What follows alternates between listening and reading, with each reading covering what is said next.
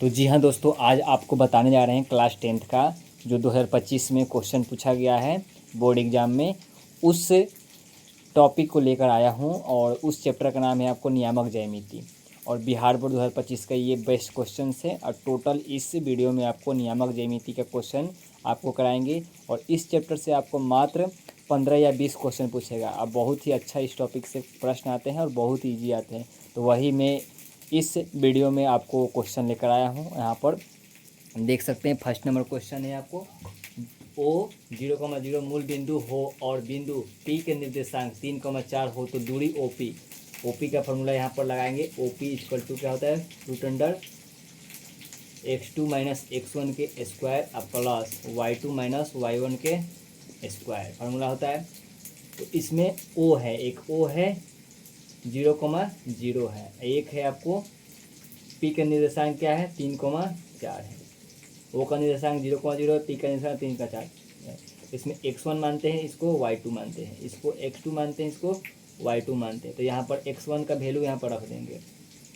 तो x2 का मान क्या है, यहाँ पर 3 है, तो 3 रखेंगे 3। अब माइनस x1 का मान क्या है 0 है, तो 0, 3 माइनस 0 का स्क्वायर प्लस y2 का मान क्या है, यहाँ पर देख सकते हैं 4 है, तो 4 लिखेंगे माइनस 0 का स्क्वायर।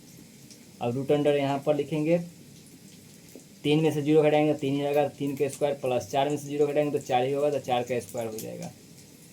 अब 3 का स्क्वायर क्या होता है 9, प्लस 4 का स्क्वायर 16, 16 को 9 कितना होता है 25 को होता है। और 25 किसका वर्गमूल होता है 5 का, 25 का वर्गमूल 5 होता है। तो ओपी का दूरी क्या हो गया 5 इकाई हो गया। बहुत ही इजी क्वेश्चन पूछा गया था 2025 में। क्वेश्चन नंबर 2 है, वाई अक्ष से बिंदु 7,12 की दूरी है।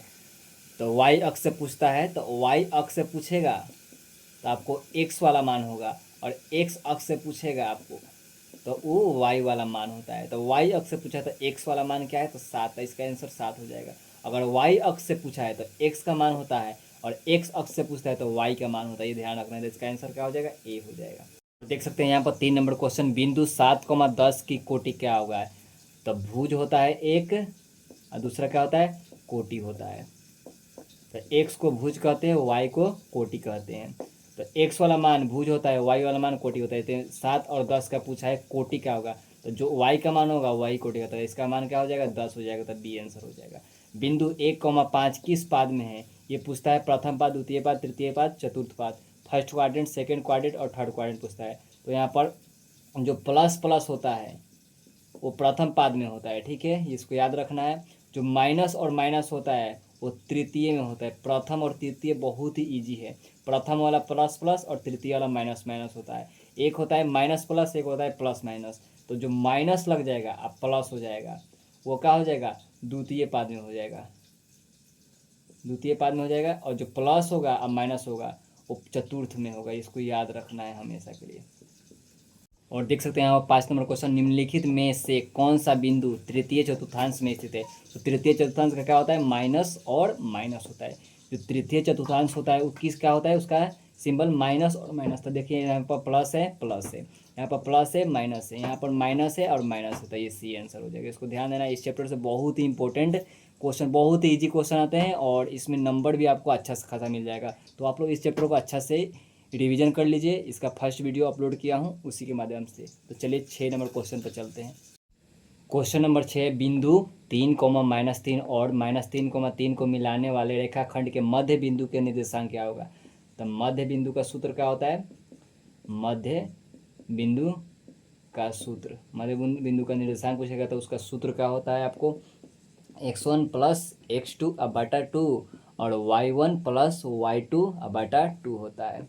तो x1 यहाँ पर दिया हुआ है क्वेश्चन 3, -3 और -3,3। तो यहाँ पर लिख सकते हैं 3, -3 और -3,3। इसको x1 बोलते हैं, इसको y1 बोलते हैं, इसको x2 बोलते हैं, इसको y2 बोलते हैं। तो यहाँ पर x1 x2 होता है, तो 3, -3 अब प्लस माइनस -3 हो जाएगा बटा 2। और y1 का मान क्या है आपको -3 है, और y2 का मान क्या है +3 है बटा 2। और देखिए 3 में से 3 गया तो क्या हो गया 0/2, और -3 है, +3 है, प्लस माइनस क्या होता है माइनस होता है, तो 0/2 हो जाएगा। काटेंगे तो 0,0 होता है, तो इसका आंसर क्या हो जाएगा 0,0 हो जाएगा। यहाँ पर देखिए क्वेश्चन नंबर 7 है, रेखाखंड ए बी का मध्य बिंदु 4,6 है और ए के नियामक आपको 2,4 है, तो बी के नियामक क्या होगा। तो ए के नियामक क्या दिया हुआ है 2,4 और बी का पूछा है, तो बी का नियामक क्या मान सकते हैं x, y मान सकते हैं। और ए बी का मध्य बिंदु दिया हुआ है, तो यहाँ पर ऐसे भी लिख सकते हैं आपको x1 प्लस x2/2 और y1 यहाँ लिख सकते हैं y1 प्लस y2/2, इसको लिख सकते हैं ऐसे। और उसके बराबर में आपको 4,6 लिख सकते हैं, 4,6 बराबर। तो x1 का मान क्या है, x2 का मान क्या है, यहाँ पर रख सकते हैं, ये x1 होता है, ये y1 होता है, ये x2 होता है, ये y2 होता है। तो x1 का मान क्या है 2 प्लस y2 का मान क्या है 1/2 हो जाएगा। और y1 का मान क्या है आपको 4 हो जाएगा। उसके बाद y2 का मान क्या हो जाएगा y हो जाएगा बटा 2, इसको ऐसे कर देंगे। और 4,6 इसका मान दिया ही हुआ है, तो यहाँ पर देखिए यहाँ बनाते हैं 4,6 इसका ए बी का निर्देशांक दिया हुआ है और बराबर 2 प्लस x/2 हो गया और 4 प्लस y/2 हो गया। ये x का वैल्यू होता है तो x वाला रखेंगे, y का वैल्यू होता है तो y के पास रखेंगे। तो 2 प्लस x/2 अब बराबर 4 हो जाएगा और इसको तिरछा से गुना करेंगे तो 2 प्लस x 4 दूनी के 8 हो जाएगा।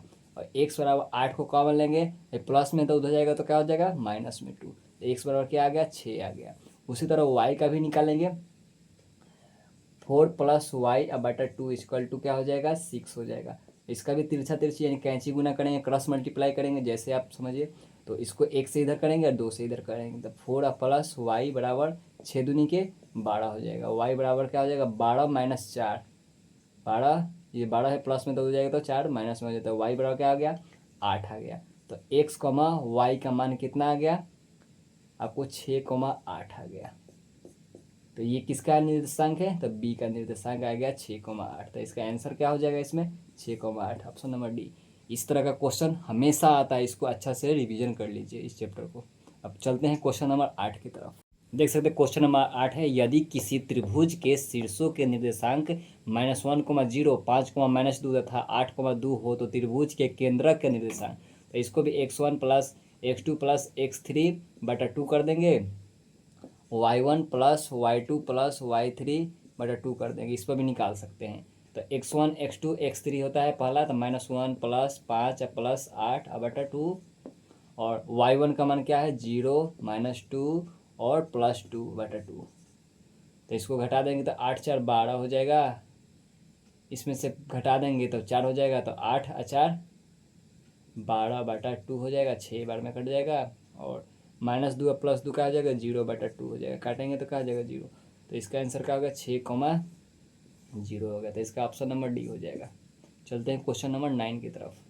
क्वेश्चन नंबर 9 है, बिंदु 7 साइन थीटा 30 डिग्री, 0 तथा 0 7 साइन 30 डिग्री के बीच की दूरी। ऐसे भी आता है साइन कॉस टैन, कुछ भी यहाँ पर पूछ सकता है दूरी में। तो दूरी का सूत्र उस तरह लगाएंगे, x2 माइनस x1 का स्क्वायर रूट अंडर में होता है और प्लस y2 माइनस y1 का स्क्वायर। तो यहाँ पर ये x1 होता है, ये x2 होता है, ये x1 होता है, ये x2 होता है, ये x1 होता है ये, और ये y1, ये x2 होता है, ये y2 होता है। तो x2 का मान क्या है आपको 0 - 7 साइन 30 डिग्री का स्क्वायर और प्लस y2 का मान क्या है आपको 7 साइन 30 डिग्री और माइनस y1 का मान 0 का स्क्वायर। इस पर रूट है, ये है आपको रूट। अब 0 में से इतना करेगा 7 साइन 30 डिग्री के स्क्वायर हो जाएगा, माइनस में रहेगा और यहाँ प्लस 7 साइन 30 डिग्री का स्क्वायर हो जाएगा।